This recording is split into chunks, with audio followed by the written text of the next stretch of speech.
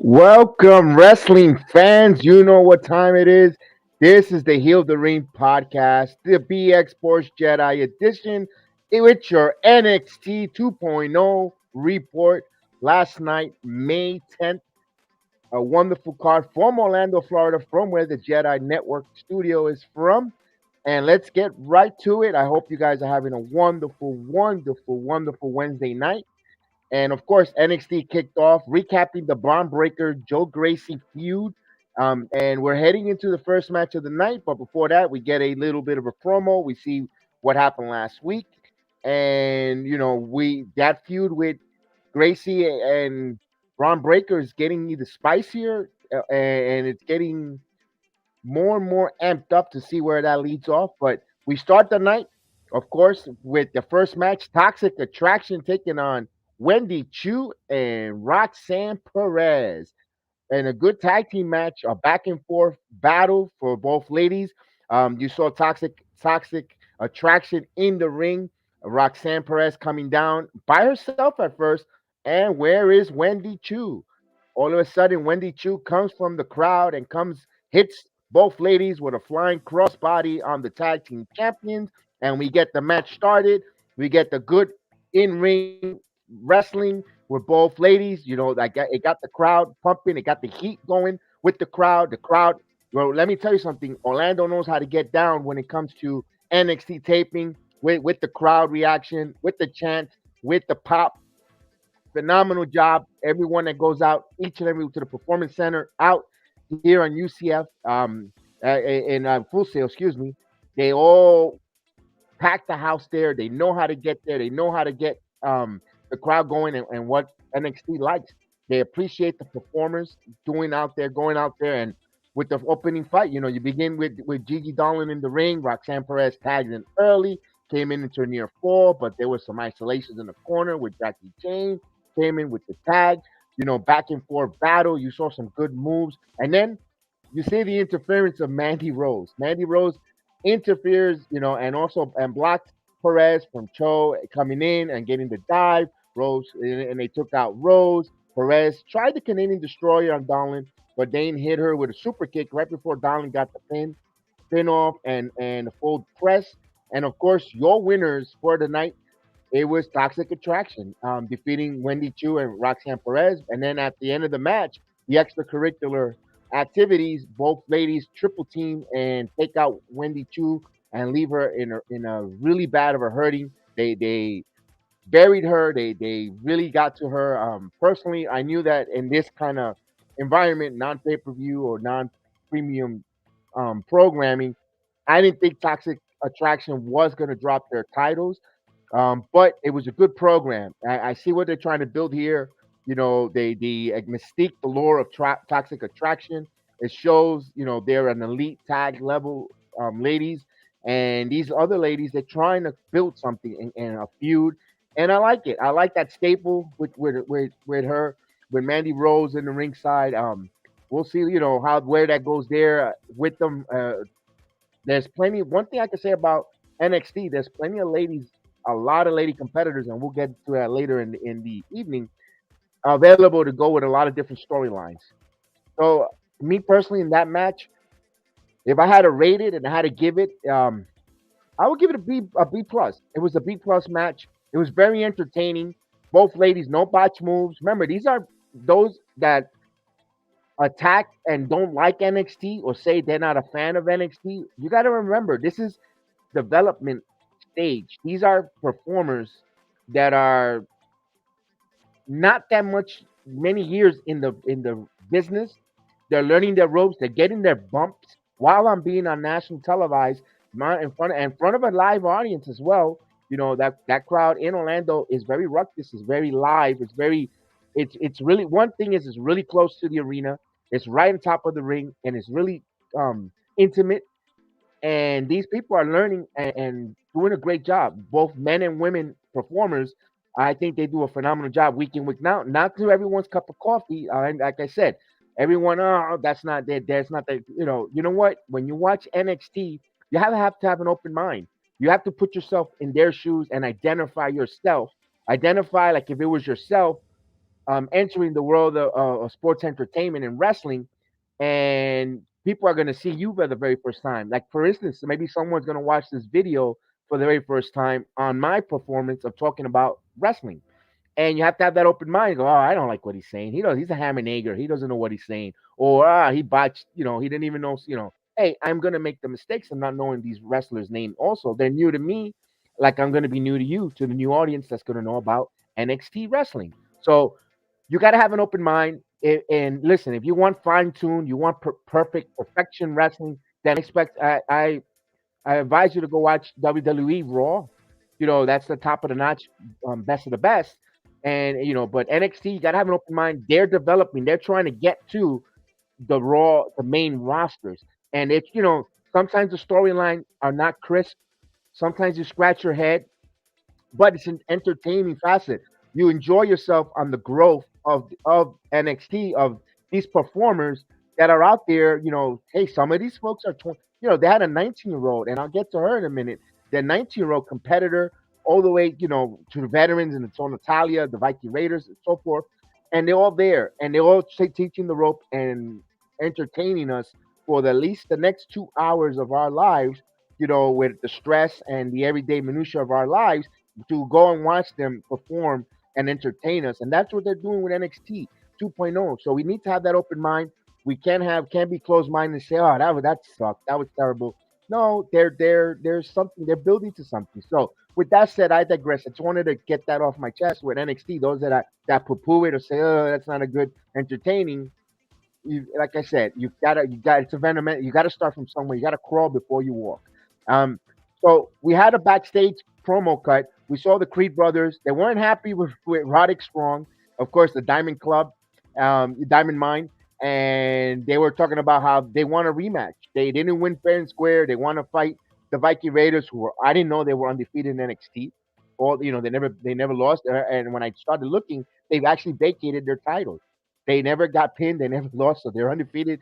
And the Creed brothers want to take another shot at them, and they don't want no interference. It looks like there's a kind of going to be a split here with Diamond Mine. I don't know if remember um, Roddick was strong wanted a release from the WWE because he wants to go with the Elite Club in AEW. So forth. Those are the rumors behind stage and backstage. But you're starting to see, a little bit of the surgeon. And right now, you know what? They're really missing Bivens. They're really missing Michael, and they're really missing Bivens. I know they got released, but he was kind of like the straw, the manager, the mouthpiece for all of them, and move the storyline. And they're kind of missing it, but you got to let it time to manifest and unfold. It looks like it was great, and then you see the newest member, Damian Kemp bought in, not to the liking of the Creed brothers. They're like, well, we want information, input on any new members to the group. So it looks they're pushing and they're pushing their narrative. They're trying to push the storyline of a breakup of a division here with these two. Might be a tag team, the Creed brothers. And now that Damian Kemp is there, that we'll see if Roddick Strong teams up with him and go against them. But right now, I think the Creed brothers are just getting there. They're almost over as a in ring performing group.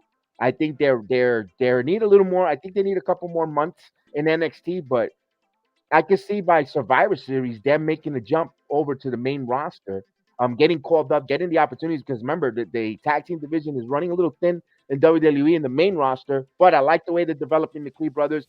They got something. They got something, but you could tell that they're not quite ready to on that next gear. They you look like there's potential in the Creed brothers, the way they in ring performers, but there's something behind their charisma with the microphone, cutting promos. They're just missing that, and maybe if they get that working in there, maybe now with this program that is gonna run now with the separation of the Diamond Mine, maybe they'll get to learn how to be better promo cutters and get ready to go to the up to the great to the big roster, either SmackDown or Monday Night Raw. We shall see. I like that. I can't wait to see that rematch with the Viking Raiders. Let's see if they get a clean pin or hopefully not. They're strong doesn't cause them to lose their fight. The match between them and interference, and we'll see a total breakup there, and Viking Raiders continue being undefeated. But we shall see. That's for later down the road. We shall see there. And then we saw Joe Gracie come back out. He came out with two hooded figures, talking to Bron Breakker, and having to face the next chapter of his journey, talking about the changes and expansion right before Breakker to join his journey. So he's giving him an ultimatum, and he wants to know next week. And if Brandon, if he doesn't join, and anyone that's not in their way, they're gonna get squashed. So I don't know. I like the feud. I like Bron Breakker. I'm looking at this feud here with Joe Gracie, and I'm saying to myself, this looks so much Bray Wyatt. And I understand, Bray Wyatt got over.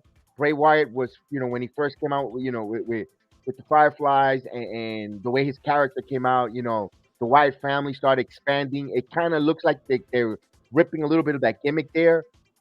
Joe Gracie, you hear the crowd telling him to shut up and being a little bit rude, in my opinion. But I think I think it's gonna run its course here, with Bron Breakker. I think one more fight, one more match between these two guys and call it. Enough with the feud. I don't know where they go with him with Joe Gracie from here. I was thinking, does he make a good? Is he ready to get on the main roster and possibly be part of Judgment Day with Edge? I don't know. Do we do? He kind of, I don't know. He kind of gives me a lot of Bray Wyatt vibes. You know, maybe the way the gimmick is going and the hooded characters in underneath that velvet robe. I wouldn't be surprised. This week is someone local talent, I believe, in my opinion. I think eventually when they're gonna beat up on Ron Breakker, it might be Ziggler and Rude. We haven't seen them in a while on NXT for a while. They're hiding. Maybe they're one of those. Or it'll be great when instead of the day of the ultimatum when he's calling Bron Breakker out, Bron Breakker is one of those minions hiding under the hood, and he just reveals himself and starts beating up on. And that's another way to spice things up, spice the feud up a little bit there.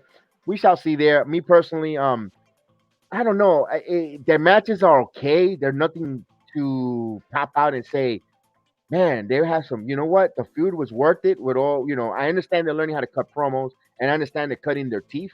And I think also it's good for both of these fighters to learn how to be on a long feud, but they got to learn how to, as audience, give us something different than you. And I'm gonna, and of course you don't when you compare it to the big roster.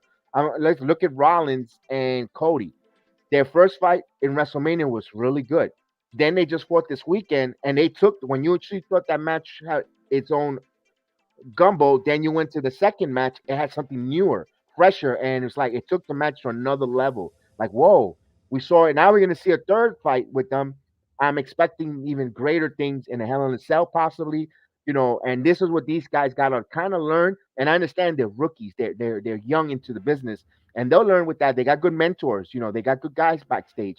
Now they have to learn if they once they start getting into that next level feud, what can we do different, and we need to be ahead of the curve. Wow, in our feud, okay, this week was this, but now this week, whoa, okay, but you know what? We took our match to another level, degree level of excellence. And I think if once I think Bron Breakker gets that, he's starting to get closer and closer to be on the main roster. Because I think Bron Breakker will be wrestling some in the near future in the main roster, even WrestleMania. That's how much I see a lot of star potential, and everyone does out as well.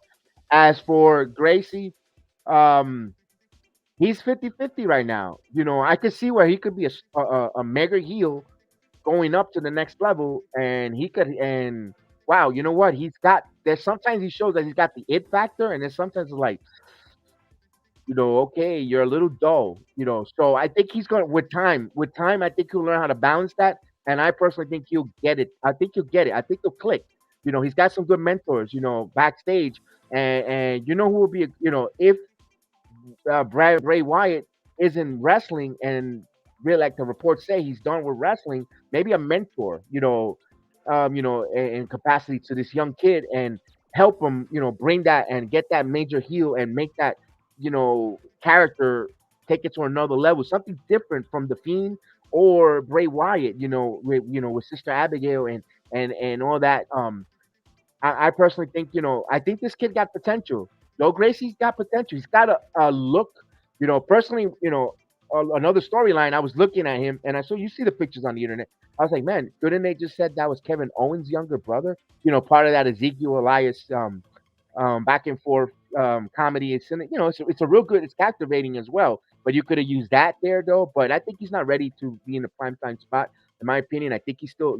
Some of these guys some of these young men and ladies, they still need a little seasoning. And I think Joe Gracie, I kind of like him. I think he's got potential here. Although he's there's some times where you say ooh, but I think it's there. I think we could see him and of course Bron Breakker. What can you say about it? We'll see next week. We'll see how they go with that storyline. They kind of changed a little bit about their storyline, but we'll see. We shall see how they go with that there. And then we saw backstage. We saw a promo. Yasare came up with Chase U in the backstage, and she was talking all over Japanese and about, and she wanted to be part of the mixed tag match against Grayson Waller and Tiffany Stratton. And Andre Chase didn't understand her, and Buddy Howard said, "Yeah, I could translate for you. We have a Japanese course in the Chase U University." I thought that was funny. Remember they're learning how to do promos in the back. I thought that was a good one. It was funny. It got to the point.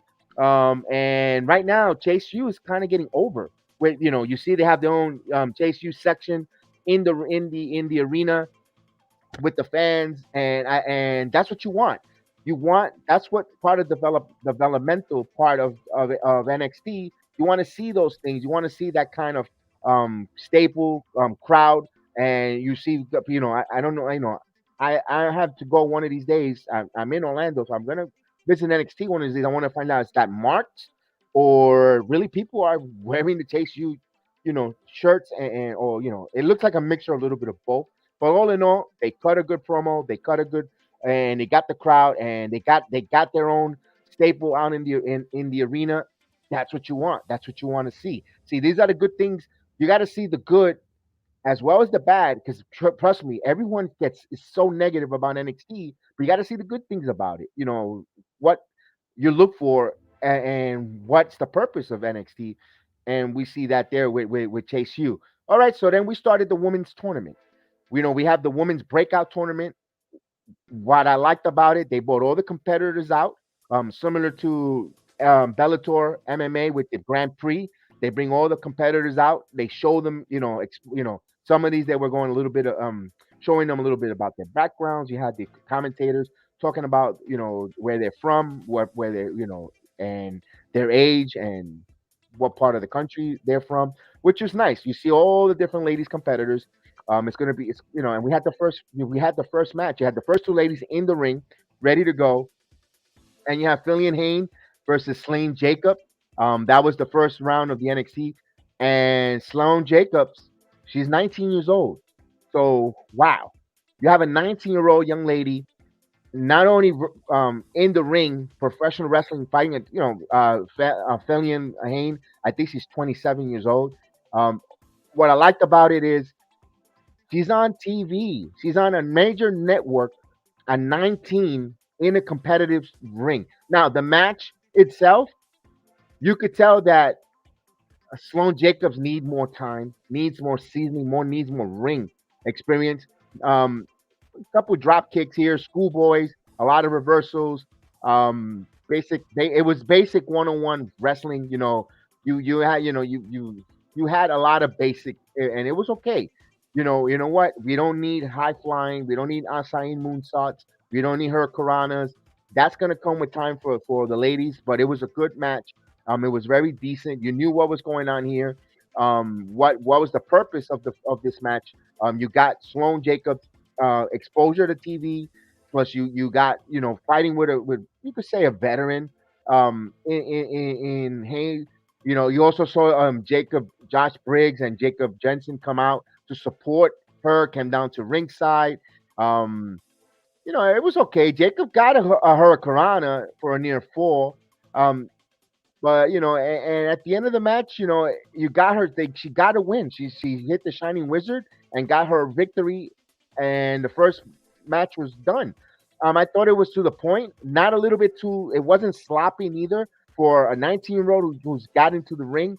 And I said once again, if you were looking for it wasn't Ricky Steamboat, Ric Flair. It was just a solid match where you could tell a 19-year-old inexperienced wrestler who's learning, who's cutting her teeth. You put her in this tournament for exposure, and she held her own. I personally want to give the match a B, a good solid B, just a good B there because no one got hurt, no one got botched. You entertained. It was solid. You got the right person got put over on the match, and she made it. She sold it. She sold the match. She sold the moves, the finishing move. She sold the young girl sold that she was completely injured. And what I liked about it, these ladies embraced. They shook hand at the end of the match. Good competitiveness. They knew that they both um entertained and got the pop out of the crowd too. The crowd wasn't bored either. It was a good match. You saw them engaging the chants and that's what you want. And as a ring, you don't have to get over. You don't have to win to be put over. And we'll see what the young lady goes forward here. Sloane Jacobs, she takes the loss, but we see where she goes from here. And didn't not look sloppy once one bit at all. She looked really good, and Fillion Haney moves on to the next round. So we'll see how that goes there. Then we saw another promo, and backstage you saw Santonio Escobar, talking backstage with AJ Galan, got involved in his business with Tony D'Angelo, and he got what they deserve. And then shortly later, you see Tony Escobar tell Cruz, get the car. So poor cousin Cruz goes and he gets kidnapped in the parking lot, and they drove up and they say put him in the trunk. I like the fact that they use the cinematic cameras here.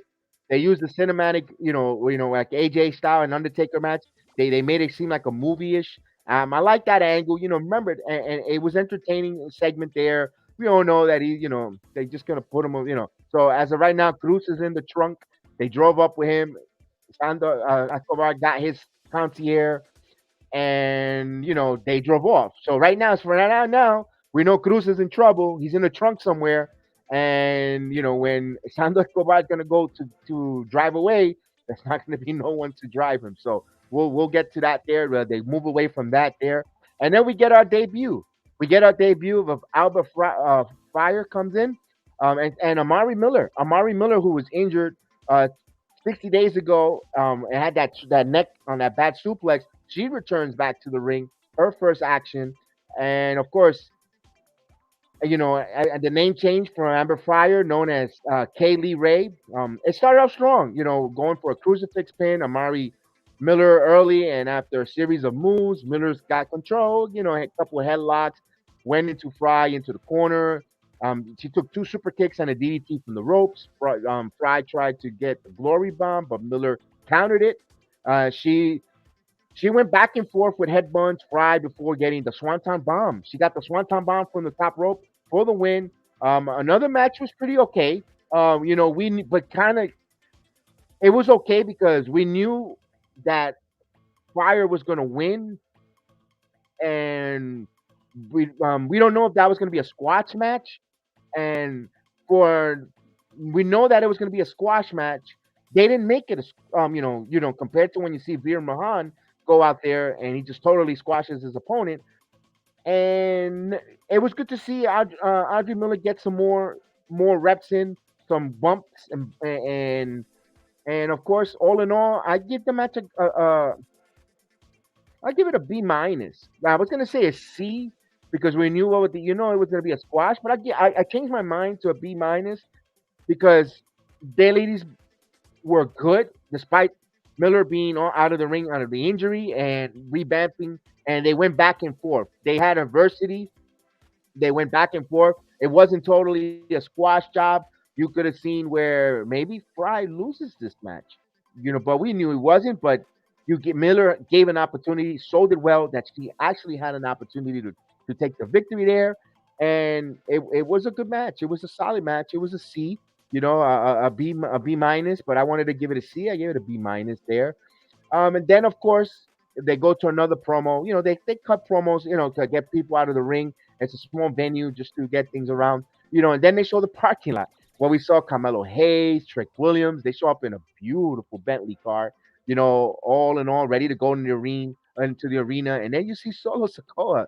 seeing the guys approaching them and locks them out of the building. A little mischief, a little camaraderie there, and they're trying to get in the ring and they trying to get into the arena to get in, and Solo locks them out and he leaves there. And then of course Solo was up next on NXT, so he was talking that up a Carmelo Hayes promo spotlight. Sikoa came out to the line, and you could see the crowd was all over Sikoa. They really, really, he is the next star in NXT. The solo chants were going so loud in the arena. And of course, you saw Cameron Grimes come out, and of course, people said you got lucky. You hear the chants in the background from the WWE, from the NXT crowd. You got lucky. You got lucky, and it's all showing up to that North American title. Um, the only thing I could say, the triple threat. I guess they want to throw in. I think they like Cameron Grimes as a baby face, as well as Sokoa Sola as a baby face, and it's hard to like they say the unwritten rule, you can't have two baby face really fight each other unless there's a big time circumstances, and one of them has to be a heel. So I think that's what they're having Carmelo Hayes in there and sandwiching him there in a triple threat, and then of course Solo comes in and he walks away, and all of a sudden you see Hayes and Williams just attack the living crap out of Grimes, beating him up. 2-on-1 classic heel attack, and then Sola doesn't know he's walking back up the ramp, and he just takes a glance back and he sees them and he's thinking about it. Should I go in there and for the save? And as a good baby face that they're trying to push him, and he's selling it. By the way, he's getting over. He's getting over with the crowd. You could tell that he's getting over. He's learning. He got good mentor in his family. You could tell that that's in his business. You can see he's a natural, and he goes in there to help out, cleans in there, cleans house, and he picks up the North American title, hands it over to Camille Grimes, and he just looks at it and he grabs it away, and they just stare off, and that's a collision course. That it's coming up, that triple threat match there coming, and you know what? This is a way where you could have Solo in these matches and not give him the belt yet, but not tarnishing his record with losses. That's why Carmelo Hayes is there. You can have Grimes pin Carmelo Hayes, retain the title, and push the inevitable to see them go 1-on-1. Or if you get to, or Sola could be. Either way, I think Carmelo Hayes plays the sandwich here for neither guys to get tarnished, because I think both guys are over. I think Cameron Grimes is just there. I think he's getting there. I think he's hot. I think just he gets ready. Although this week, I think what's going to hurt Grimes getting over and getting continue that momentum is the Sola feud here. I think they could have avoided them just a little more, because I think Grimes is ready to go to that next level of where I'm almost there, elite. Maybe go out. After this Bron Breakker. If he does drop the U.S. The North American title, now he might want to go for the world title with and get over there before not long. I can see Grimes by Royal Rumble being in the main roster. He gives me got a little bit of vibes of Daniel Bryant type of wrestler. That type of deal, and we'll see. We shall see there with that, and of course. Sola, I think Sola is going to be there in NXT. I think he's going to rule NXT for a while. I'm not saying he's raw, but there's some stuff that he needs. He gets the it factor of working the crowd, but I still think he needs a little development more in wrestling skills and in ring finishing. Other than that, he gives me vibes of Rakishi. You know, um, but I think he'll get there. He also has some looks, a lot of course relatives. They're family members, but he got a lot of similarity of Dwayne Johnson, The Rock. Certain looks, mannerisms. Like, whoa, this guy looks like wow. So I know they're all relatives. They're family. They're all part of the family together there. But there's some persona, charisma, and the way he conducts himself reminds me of Dwayne Johnson as well, But I think he's going to be the top star there for years to come. Personally, I think he's over right now. Solar is over, and I think They got a star in the making there, and he's going to be his detriment to his own success. He's got to put the work in, and it looks like he is. Not because of my family's here, I don't have to put the work. I think the kid will be hungry, but he has to take it to another level. Remember, and he's going to have high expectations, and it's up to Solo to continue that high expectation and continue to take his talents and the teaching and be teachable and learn and not be a know-it-all. I'm not saying he is. I'm just observing that happens a lot when you're born and bred in the business and you're learning from someone who's not in the business. And how do you take that constructive criticism positive? And I think he's got a good head on his shoulder. Okay, so we'll go for the next one. Next, we saw a promo. We got Sando Escobar looking for Cruz, and he knows what happened. He's missing. He sees the car missing, so he makes a phone call. He calls Tony D'Angelo on the phone. And after Legardo was missing, Delangelo denies it, doing anything to do with it. They say they're going to meet up next week to settle the score and get in a match and so forth. So you seen Zion Quinn was backstage. He ran into Nathan Frazer. Nathan Frazer, let me tell you something about this kid. I know he's from NXT UK. Came over to the States a couple weeks ago. This kid is a high flyer. He does some good moves. He reminds me when Pac came in, high flying. So and actually you could tell he's going to need to come to United States. I think they have a baby face there. They have a really good baby face in Nathan Frazier. Now it's up to him now. If he gets maybe more strong, bigger, maybe he'll turn into a. Remember, Finn Balor. Not many people remember was the first ever Universal Champion.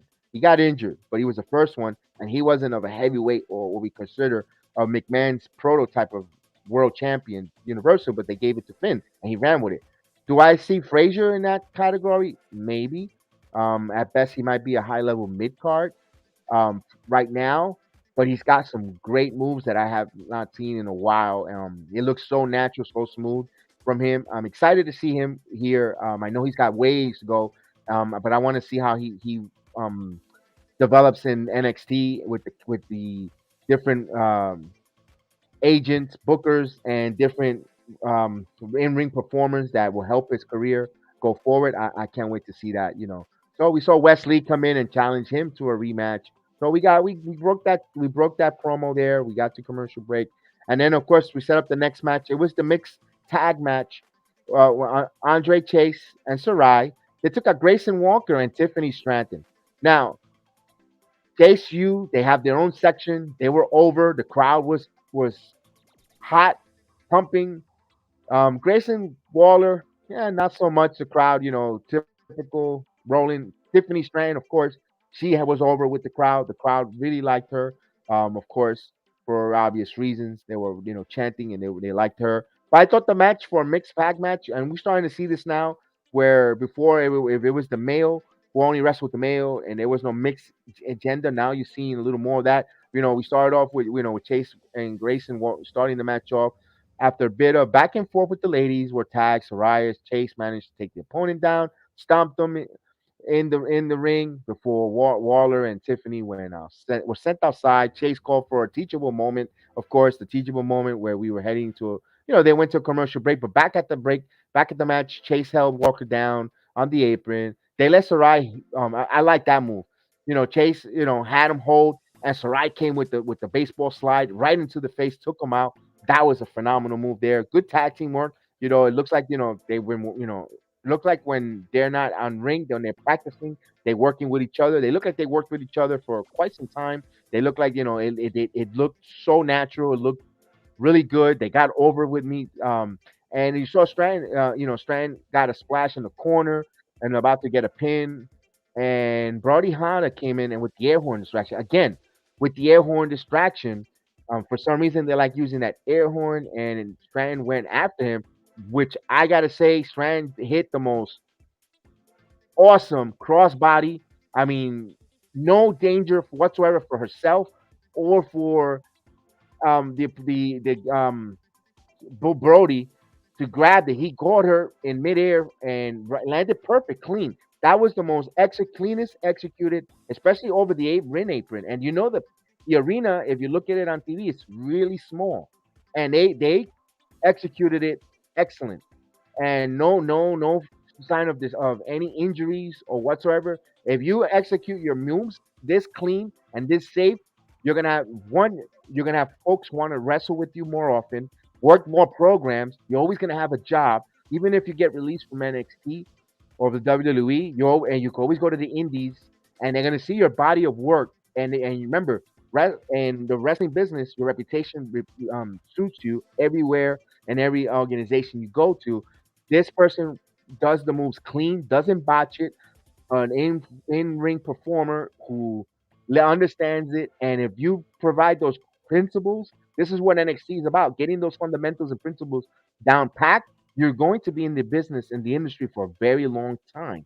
And if Stratton hits that and the crossbody and clean like that, and no one gets injured, and folks will want to work with you, and you could partially push the envelope to other different moves, and you're gonna have a competitor or a performer say, "Go for it," because you know what? Let's rule the crowd. I got you. I trust you, and that's what you want in this professional business. Wow, the it factor, and I like her moves there. And then you saw her get back up from the crossbody. She came back in, and Sarai came in, got her, and rolled her over, and got the win. And we got a winner. Andre Chase and Sarai. They defeated Grayson Walker and Tiffany Stratton, and that was a good fight. That was a good match. Chase U is getting over again. They continue getting over here. You like that? I give it a B, a solid B, a solid. I could give it. I'm actually going to give it a B plus. B plus to A minus. I'm going to change that an A minus because of that move.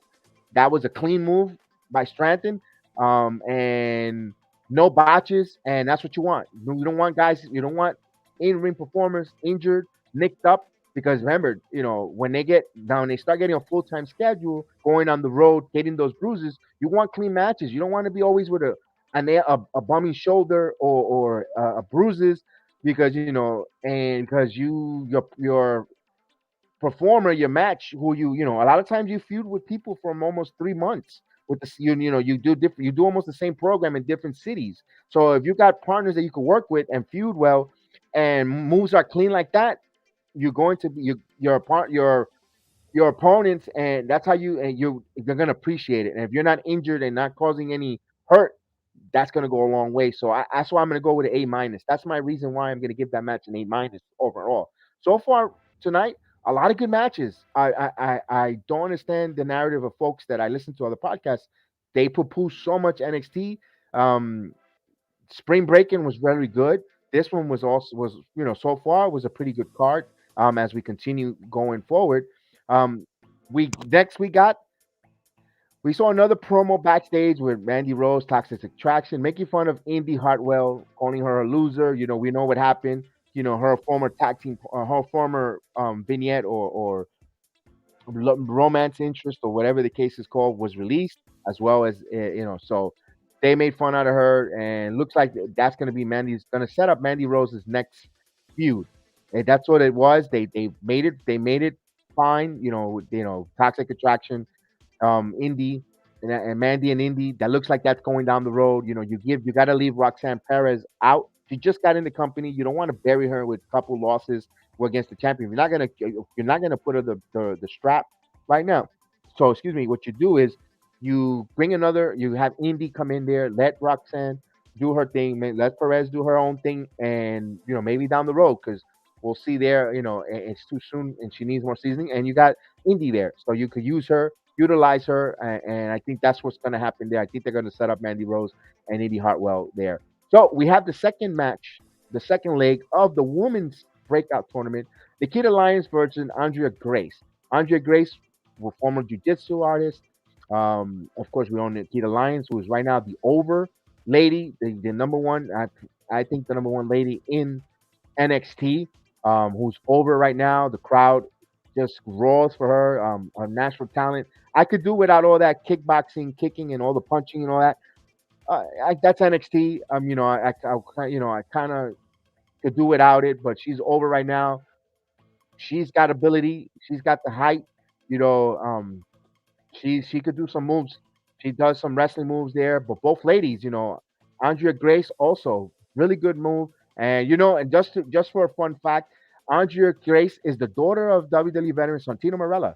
So that's Santino Marella's daughter. So it's good to see, man. I remember when Santino Marella started in the WWE, and wow, seeing his daughter wrestled um last night. Wow, time is flying, and she did a good job. She's, you know, you could tell she likes the business. You could tell she is going to be in the business for quite some time. You could tell that she's got it also, and I know, and it shows that she needs more time here. That's what NXT is for. Once again, and now she's in the right place there. So we started off, you know, the match started off strong. You know, Nikkita Lyons took her down in some arm bars, you know, and then she went for a corner, got a big slam. Gacy tried to get an arm lock there, an anaconda vice, and Lyons broke it out of it. You know, you saw, you know, they say she's a jiu-jitsu martial artist background with, you know, with a little MMA, and you saw a little bit of that there. It was a little bit there. You know, you Gracie took a big splash in the corner, a boot to the face. It was really, really smooth. Sold it well. She sold the moves awesome there too, and took a massive and what a German suplex that she was on the other end of, and Lyons executed it. Lyons followed, you know, and what I love the finish. I love the finish. Like, okay, this girl is giving me trouble. I didn't expect it. I thought I was gonna cruise here, and Lakina Lyons says I'm gonna turn on the heat, and she did that. You know, followed up with a spinning super kick. You know, going for, and then she went for, of course, her signature split, her split leg splash, and she got the victory. No one's over right now. I personally think the women's breakout. I think it's gonna be Nikkita Lyons is gonna win this whole tournament. I think she's ready. I think she's ready there for to get the strap. I think she's going to be, you know, down the road for SummerSlam out in the stadium. You know, if they incorporate NXT with SummerSlam, which they should. Personally, I think since it's a stadium show, you don't want to put NXT in a small venue, you know, like they did in WrestleMania with Stand and Deliver. I think they should somehow incorporate it into SummerSlam. You don't have to put all your matches for NXT. You could put some the main ones. I think you incorporate it with the main roster with the stadium shows. You're gonna have so many people, so many eyeballs there. So it's remember SummerSlam is an outdoor show. I think that's when, and then you could introduce the WWE Universe to a Nikkita Lyons, and taking it from Mandy, and of course Mandy Rose. Everyone knows the name. You bring her in, you know, everyone knows who she is.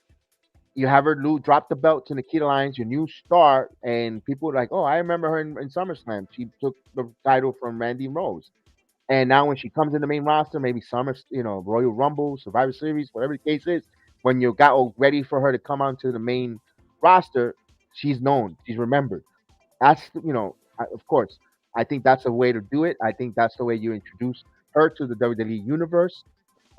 We'll see if they do that. We'll see if they bring that up and go forward with that. All in all, I think that match was that. And I'm being either I'm being very generous or I'm seeing something different from other people. I thought that match was a good beat, a good A, an A, a solid A.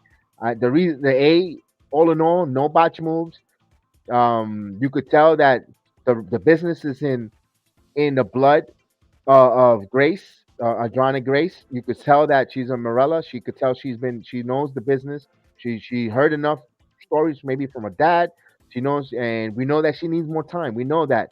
That's why she's there. She's not gonna come here and, you know, main roster situation. We know that she's there for a reason. And all in all, I thought that was the name of the crowd got who they wanted over with Nikkita Lyons. Nikkita Lyons entertained the crowd. She took a little bit of adversity. It wasn't a cakewalk either.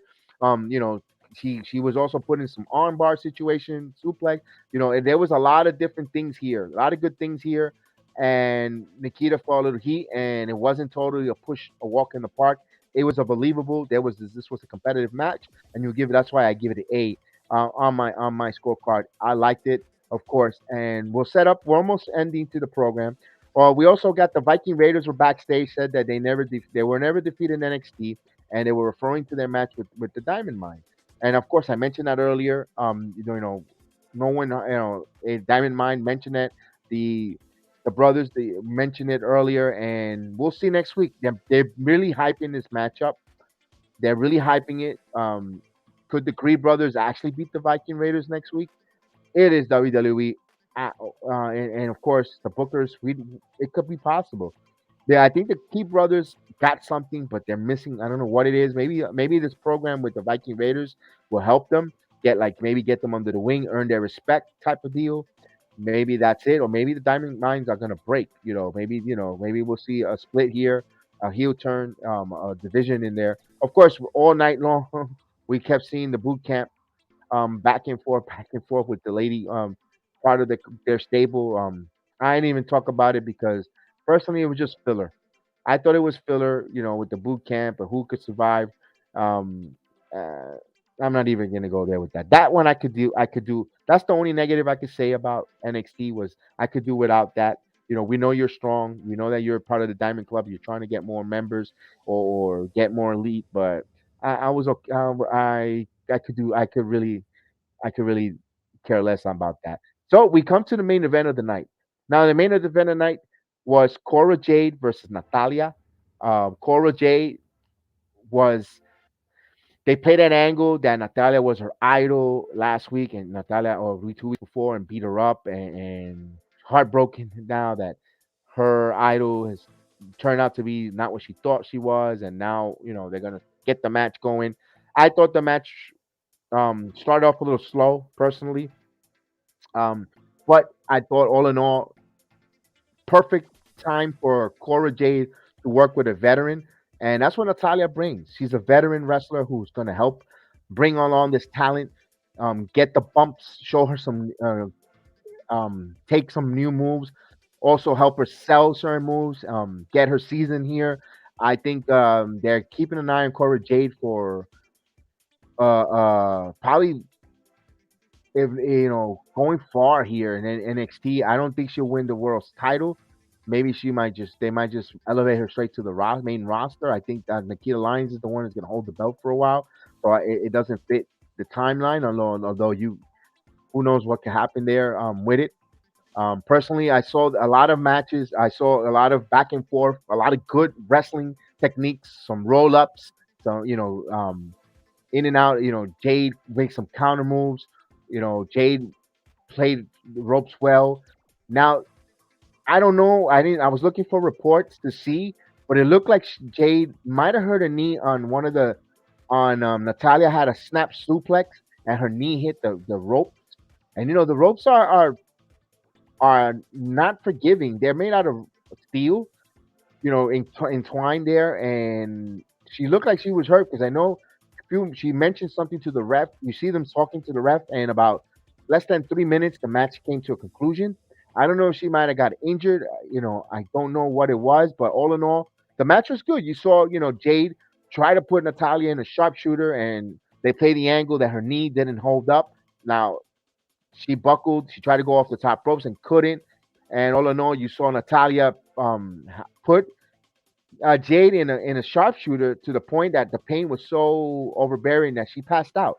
Now it wasn't a Stone Cold Steve Austin signature moment because remember if you recall, Stone Cold Steve Austin passed out because he had a loss of blood. He had so much blood loss that it caused him to um, pass out from the sharpshooter. This was here that I guess they played it at her pain just caused her to tap out. Although, I think she really got injured. I think there was something tweaked there, and all in all, it was a good match. Both ladies. That's what you want. You want these NXT wrestlers who needs a little bit more of a veteran, and it's good to have some of the main Raw roster members come up and work with these NXT folks to help them, the young men or ladies, to help them season and get them ready. You saw that with Ziggler. I think Ziggler personally helped a lot and Rude a lot with Breakker, and you saw that back and forth. And I hope they continue doing that. I hope they continue bringing some of more of these talents up here and helping these kids get them ready, get them seasoned, help them get the bumps and the in ring experience that they need, that they require. It'll be interesting, my opinion on that. Though, all in all, I'm gonna give this match a B. I'm gonna give it a B. Because of the injury. I don't know if it was but it sold it. If it wasn't a real injury, they sold it to me. But the one thing I like at the end, you saw Natalya extend the hand out, shake her after she beat her up last week, a couple weeks ago, shake her and gave her a hug. because that I think that was meant to be off camera. Because remember, this match did go over 8 minutes of its normal local time. Usually NXT finishes right on the dot. They actually were allowed extra TV time, remaining time. They bought, I guess, the extra 9 minutes that they went past the hour, and I think the hug was supposed to be mean for off camera, but you know what? It still looked good. It still looked really genuine, and that was a sign of respect. Maybe they did a great match, and I think that's what it was. It was Natalya embracing Cora Jade because it was a good match. You did a really good job. You sold it. We entertained this crowd. We closed the house really strong, and not for nothing. That's what you want from a main event. We all knew Cora Jade Natalya was gonna win this match, but it was so well done. I think it got the results we wanted. I think you close the night off what a main event should. And of course I of course personally I enjoy that embrace, and that's what you want. You show that level of respect, and I think let's see if hopefully Cora Jade isn't injured, and if she's not injured, let's see what it does now going forward with her matches. How cleaner, how crisp, and how good ring work that she's going to have going forward is going to tell you also bringing these women up. Remember, SmackDown is going to need more competitors now. SmackDown, the ladies division is going to require more wrestling, more female wrestling. They got Renee Rodriguez now, or Gonzalez, whatever she wants to be called. She was elevated up in SmackDown. Now Charlotte Flair is out for the summer, possibly maybe into SummerSlam. Survivor Series, in my opinion, because she's getting married. She wasn't released. She wasn't injured. She's getting married to Andrade. She's gonna request time off. Of course, when you get married and all that good stuff, then time away. And also you want her to get refueled, re-energized, and revigorated. So you still need now. You need that lady. You need more lady rosters. Rousey's the world champion on SmackDown.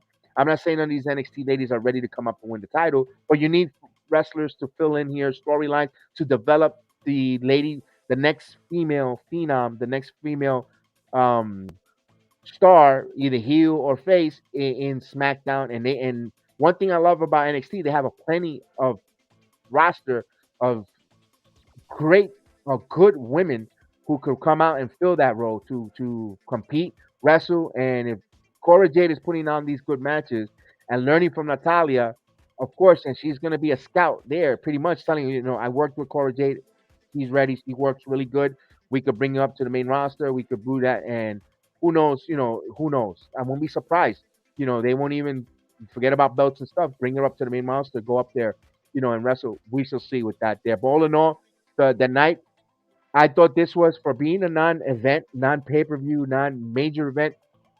NXT delivered, and I'm gonna be totally transparent. You about a couple, make it say even stick 3-4 weeks ago, I wasn't a big fan of NXT. Um, and I said, you know what? Let me give the NXT a chance. When they did the rebranding, I watched Stand and Delivered. Oh, I was entertained. You know, I started watching it more, and I had that open mind. I had I guess a heart to heart on Pintity, and I said, you know what? And I came to it, and I started thinking about it. I said, you know what? This is a developmental league. This is where they're going to learn. And I put myself in their shoes. You know what? What if I was told go to this performance center to learn this craft, and we're gonna, and I that's why I have a whole 180 on NXT, and I kind of enjoy it. It was very and every week, like I said, every week I've been enjoying it from all the way from Stand and Deliver to now. I think everything so far. I don't know what happened prior to that. To be honest, so I'm gonna be totally transparent. I'm covering it, just like like the way we're getting introduced to these new wrestlers. You're getting introduced to me, and I'm being introduced to the NXT world. Now, when it comes to Raw, AEW, you know, I could tell you, I can go back encyclopedia type of stuff. But when it comes to NXT, I'm learning it as well as we go along as well, with this journey, and that's why I'm the heel of the ring, the BX Jedi edition. Normally, I have my partners with me, Heel, NK, Alex Coquito, Adam, the Duffman, and so forth. We're having different people to invite us. So I decided I'm going to do NXT solo for now because they, like I said, they don't have the open mind to come and want to watch NXT, and I don't blame them. So much wrestling to watch. I said, you know what, I'm going to be the one to cover NXT, and I got involved with it, and I'm enjoying the ride. So hopefully Wednesdays, early afternoons, you're going to see me breaking down NXT. Hopefully, if there's no Yankee game or so forth, I will be, or I'll do the podcast. Just follow us. We are available everywhere that you catch your audio platform. If it's not Amazon Music, iHeartRadio, Spreaker FM, Anchor FM, Spreaker, Google, Apple, Reason, you name it, we are there. Just put BX Sports Jedi Network and the different programs. You're gonna find Heel of the Ring podcast, and we'll have the breakdown. The description will be in the audio platform or the videos. If you're watching this video, please hit those likes. We really appreciate it. We're growing in the wrestling business. Growing with the wrestling podcast. Rome isn't built in one day, but we're gonna be there. We're gonna get to the top. We're not. We're probably in our own NXT world of wrestling podcasts, but we'll get there. We'll get to the main roster. We'll be one of the top wrestling programs. And we'll come. We'll be like Cody Rhodes with a dream, going for the world, being the number one spot. So we'll see there. Well, thank you guys. Join us on the journey, and we appreciate you guys. Hit those likes, please share, and we hope that we were entertaining. Myself, I hope my partners are entertaining as well. And please write us, give us some comments here in the videos or anywhere in the platform.